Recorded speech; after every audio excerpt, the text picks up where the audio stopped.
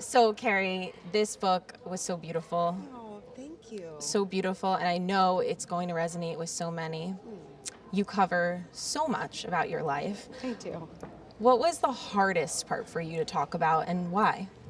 Oh my goodness. I think at different times, different parts of my life. In general, you know, I've been such a private person, even though I live in the public eye. And so I honestly think just the action itself of sharing so many details about my life was at times, I thought I was crazy. I was like, what am I doing? Who am I? Yeah. But it was also really healing, and I'm really glad that I did it. Yeah. You share a revelation about your dad that starts with a text message on just an ordinary day. Tell me, why do you think when you got that news from your dad, it was a little harder for him than for you? I don't even know if I would say that's true. It was about 5 years ago, and my parents sat me down and shared this really revelatory news with me. And I don't want to spoil it for people who haven't read it and haven't heard yet, but I think it really challenged all of my ideas about who I am, about who my family is. And I think it was hard for my parents in a way because they had kept this secret for 40 years.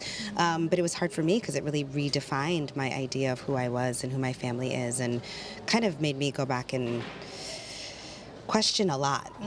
This book, for me, it felt like it was about hard truths, and knowing that when you go through the hard truths, there's a lot of freedom and a lot of healing on the other side. So I want to thank you for that, because I found healing in it. Ah, thank you. How do you think your relationship with your dad and your mom has changed after that day, if it has?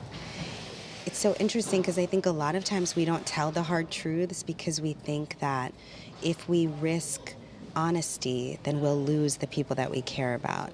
And, you know, that might be true in some situations, but in my experience, the experience that I share in the book, the more truth and transparency that I had with my parents, the more, like, intimacy and love we were able to share. Like, we don't have secrets from each other anymore. And there's this great saying that I love, that you're as sick as your secrets, and we get to let go and start healing together as a family. So I'm really glad that that was the message that you got from the book. I think there's so many places, different parts of the book people will relate to, I hope. But the big one is that it's okay to find safe places to share your truth so that you can shake off some of that shame. And it doesn't mean you have to write a book. Not everybody has to tell everybody everything. You know, you find safe places because even though you may not have secrets, there's still things that you want to keep sacred. But for me, I tried to write this book in a really sacred way. That's my favorite word, so I'm so happy you used that, because there is so much sacredness in it. There's an excerpt that really spoke to me that you said, but somehow the gift of finally knowing the truth outweighed the pain of what the truth was. Yeah. It's a big one. It's good that you picked that out. It was a big one. What has been on the other side of that truth for you? Sorry. Yeah, I guess every time that I get to be more and more in the truth of who I am, I feel a little bit more free. And that's really exciting. I have no idea who I'm going to be on the other side of this book tour. It feels like a real opportunity for growth, and I'm really curious about kind of what's next and how this will impact the readers and how it'll impact me. Yeah. You talk about your husband, which you guys are normally done. Yeah, I've rarely done. Yes, you're normally quite private about we are, him. But he read the book. My parents read the book before anybody else, and my husband read the book before anybody else. So I do have their blessing. Yeah. Yeah. I don't even know if we knew how you and your husband met until this book. I think that's true. Yes, I think that's true. And you say we finally did meet, and I felt dizzied by the calm and pure authenticity of his presence. I still am. Describe that feeling for me and how it still manifests today. I think people know, you know, I think what I love about, God, it's so funny. Even though I share so much in the book, I feel like I still want to keep any more talk about that sacred. Like, I think it's really clear in the book how I feel about him, and his presence in the book is so important, and I'm grateful that I'm able to share what I'm able to share in the book. Yeah.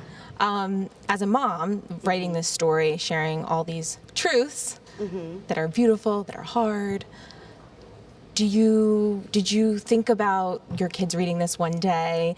Are you hopeful that they get to know you in a different way by reading this book one day? I think I'm hopeful that nothing in the book is a surprise to them when they read it, because I'm able to talk to them about the truth of who I am all along the way. You know? So by the time they read it, I feel like maybe they'll know most of these things. I hope I'm able to be that generous with them about my own vulnerabilities at the right times. Yes, I totally understand that. Shonda was telling you to write this book for 10 years. Shonda was telling me to write a book. She had no idea, as did I didn't have any idea what the book was going to be about, but she wanted me to write a book for over 10 years, Just because she had, heard my speeches, and we talked so much about the writing on Scandal, and she was like, I know you have a book in you. And I was like, no way. So it's really fun to have written something, and I sent it to her. She was one of the first people who read it as well, and gave me, of course, brilliant feedback, because she's one of the best writers on the planet. So her feedback was really, really extraordinary, and I'm really grateful that she read it early on. You also talk about so many of people that supported you and mentored you and were friends to you, some famous, some not. Jamie Foxx, someone that you talked about. Your words about him made me think of my best friends and people that have supported me in my career. Has he read the book?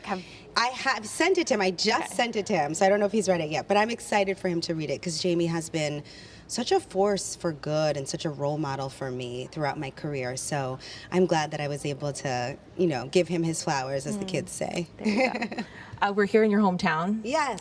You met so many people in your community. What was it like today meeting them? How did they inspire you?